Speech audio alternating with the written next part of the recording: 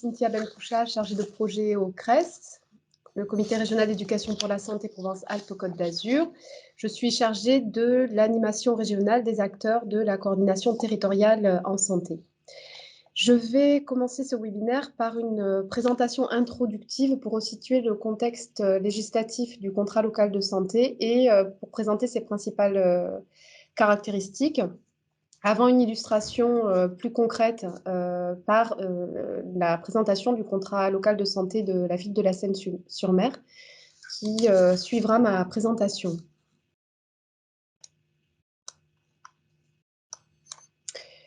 Donc, le contrat local de santé a été instauré en 2009 dans la loi Hôpital, Patients, Santé et Territoire, dans un contexte croissant de territorialisation de l'action publique en santé, et dans un contexte où les politiques de santé territoriale évoluaient progressivement d'une logique de soins très axée, très centrée sur l'organisation des soins et l'hôpital, à une logique de santé publique tenant davantage compte d'une approche territoriale et de l'action sur les environnements de vie des individus.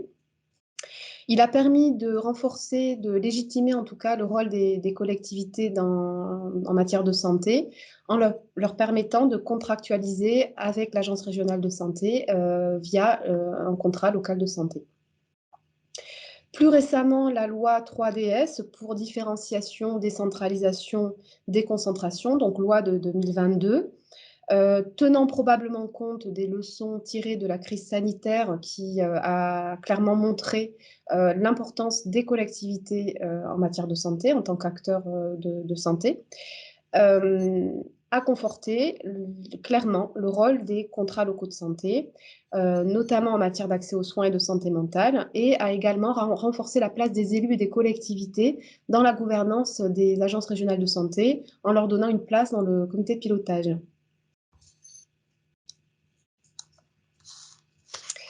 La santé n'est en effet pas une compétence obligatoire des collectivités locales. Cependant, ces dernières disposent de compétences et de leviers d'action, tels que des compétences sur le logement, l'urbanisme, la gestion des équipements sportifs, les transports, la qualité de l'air, de l'eau, qui permettent d'agir sur les déterminants de santé, en rappelant que l'action sur les déterminants de santé est un des piliers de l'intervention en promotion de la santé.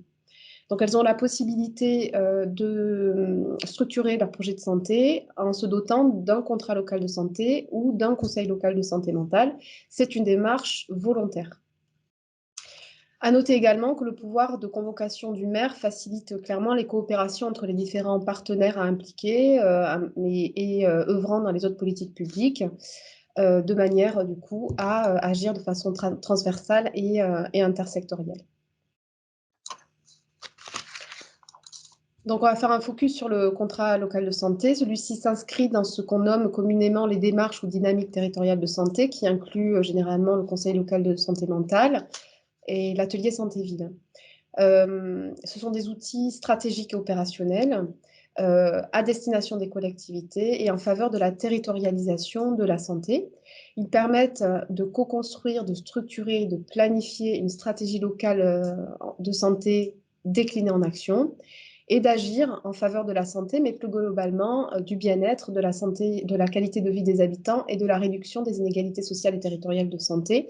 Donc, on se rapproche ici de la définition de la santé de l'Organisation mondiale de la santé, qui est la suivante: la santé est un état de complet bien-être physique, mental et social. Il ne consiste pas seulement en une absence de maladie ou d'infirmité.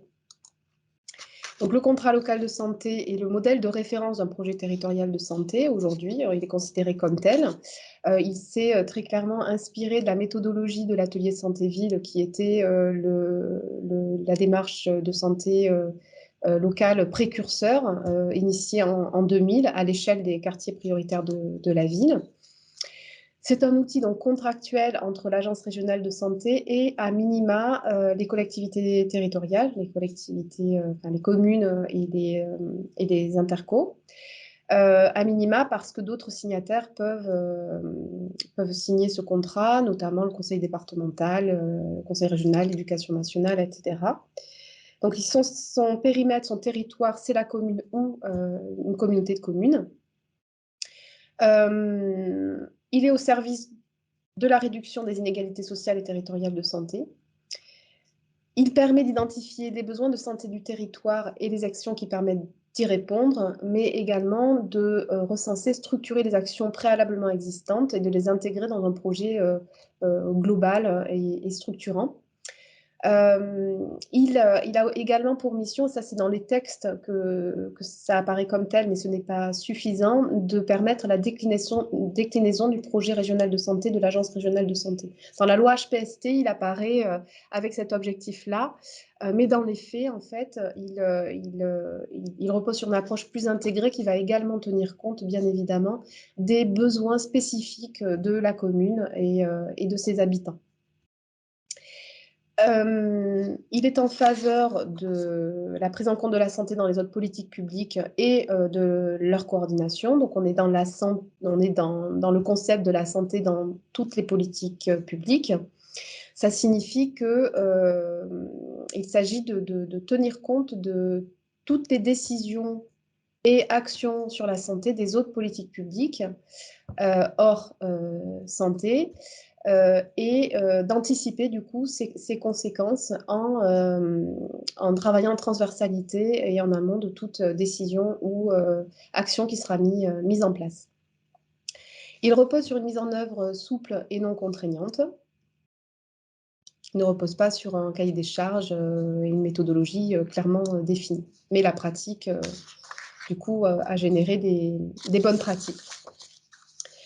Alors, il s'agit ici d'identifier des critères d'efficience et d'inefficience du contrat local de santé. Ces critères sont issus de l'analyse de Fabrique Territoire Santé, qui est une association nationale qui a pour objectif de valoriser les démarches territoriales de santé. Donc, on le voit, c'est un bon outil si il permet du coup de légitimer l'action des collectivités territoriales en matière de santé via la contractualisation. Si c'est un outil coordonné, donc il repose sur une coordination dédiée et qualifiée. Si il s'appuie sur une conception ouverte de la promotion de la santé, j'en parlais tout à l'heure, c'est-à-dire que donc du coup le pendant, c'est qu'il ne doit pas reposer sur une approche strictement biomédicale axée sur le soin et uniquement. Il doit tenir compte des conditions de vie et donc de l'ensemble des déterminants de santé qui vont influer la santé des populations. S'il y a donc transversalité et intersectorialité, s'il y a cohérence avec les autres dynamiques territoriales de santé qui peuvent exister sur le territoire ou qui seront ultérieurement mises en place, notamment l'atelier santé-ville, le conseil local de santé mentale ou encore aujourd'hui les communautés professionnelles territoriales de santé. S'il tient compte des zones défavorisées, notamment des quartiers prioritaires de la politique de la ville quand il y en a, de manière à agir en faveur des inégalités sociales et territoriales de santé propres au territoire sur lequel il s'appuie. Et s'il dispose bien évidemment de moyens dédiés avec des engagements politiques et institutionnels forts. Donc le pendant, hein, c'est le CLS n'est pas un bon outil, s'il n'est qu'un simple affichage. Donc voilà, un CLS qui va être juste une liste d'actions, d'intentions. S'il est uniquement un relais opérationnel de la déclinaison du projet régional de santé, comme je le disais tout à l'heure, il doit aussi reposer sur une démarche ascendante et pas uniquement descendante. Voilà, s'il repose sur une approche non médicale, je l'ai dit tout à l'heure, s'il n'a pas de moyens dédiés, pas de mobilisation des acteurs à mobiliser pour faire vivre ce contrat local de santé et lui permettre du coup de reposer sur des actions transversales, intersectorielles et multipartenariales. Alors cette dernière diapositive, elle recense la plus-value du CLS, les leviers à sa mise en place, mais aussi les écueils et les difficultés. C'est issu de constats réalisés en région Provence-Alpes-Côte d'Azur à travers notamment des entretiens téléphoniques qui avaient été menés en 2018 auprès des référents des DARS et des référents CLS, donc entretien mené par le CRES, et des recommandations issues d'une journée d'échange régional qui avait eu lieu donc, en mars 2019 sur les CLS, stratégie et mise en œuvre. Donc la plus-value du CLS, hein, c'est qu'on est bien sur un outil stratégique et politique qui va être fondé sur l'engagement des collectivités, mais aussi de l'ARS, qui est en faveur de l'intégration de la santé dans les autres politiques publiques. Donc j'en parlais tout à l'heure, c'est la santé dans toutes les politiques publiques. On est vraiment sur l'approche intersectorielle et sur l'action sur les déterminants de santé, les environnements des individus. S'il dépasse le champ des autres dispositifs et qu'il assure leur cohérence globale. S'il valorise également ce qui est fait sur le territoire et s'il favorise la connaissance réciproque et la mobilisation de nouveaux partenaires. Parmi les leviers, on a ceux qu'on a identifiés là précédemment dans la diapositive précédente, mais on peut insister sur la nécessité d'une volonté politique forte au niveau de la collectivité et des élus, de l'implication des institutions, notamment de l'Agence régionale de santé.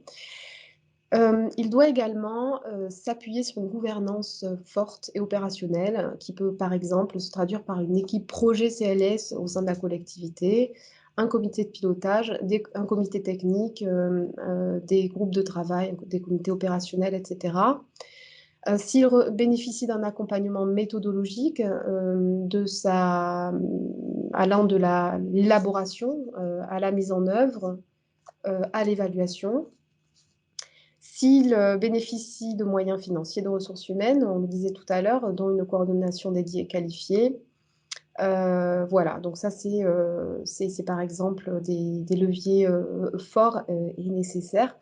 On a également remarqué que la préexistence de dynamique territoriale de santé avant la mise en place d'un CLS facilitait, impulsait sa mise en œuvre. C'est probablement lié au fait aussi qu'il y a une culture santé au sein d'une collectivité et une culture de travail en mode projet. Parmi les écueils et difficultés, on a intérêt plus-value diversifiée. Ça veut dire qu'on n'a pas tous les acteurs impliqués, notamment s'ils sont sur des champs d'action différents, n'ont pas la même vision claire et partagée du contrat local de santé. La durée du diagnostic, qui est le socle du contrat local de santé, qui peut essouffler les acteurs s'il s'inscrit dans une durée trop longue. Le manque de ressources, notamment au sein des ARS, ce qui peut arriver, l'absence de coordination dédiée, le CLS catalogue ou coquille vide, comme on le disait tout à l'heure, et un cadre législatif flou qui peut être un avantage comme un inconvénient. Voilà pour cette présentation, cette introduction. Je vous remercie de votre attention. Et je vais maintenant laisser la parole à Claude Goerger qui va se présenter, qui coordonne le contrat local de santé de la ville de La Seyne-sur-Mer.